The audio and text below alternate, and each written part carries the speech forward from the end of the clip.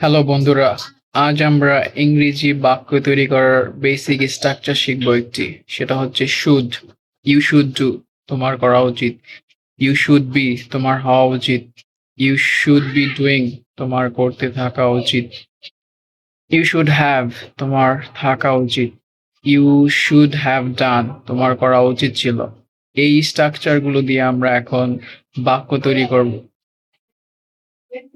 যেমন you should study, তোমার পড়াশোনা করা উচিত। ইউ শুড বি পেশেন্ট, তোমার ধৈর্যশীল হওয়া উচিত। ইউ শুড বি অপটিমিস্টিক, তোমার আশাবাদী হওয়া উচিত। You should be learning English, তোমার ইংরেজি শিখতে থাকা উচিত।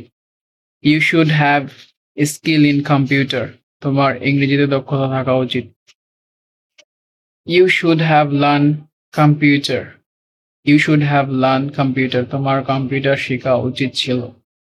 সো বন্ধুরা, দেখলেন তো, আপনারা এইভাবে বাক্য তৈরি করতে পারেন। যদি আপনারা এইভাবে বাক্য তৈরি করেন, within few months you will become a good and fluent speaker. You can believe me.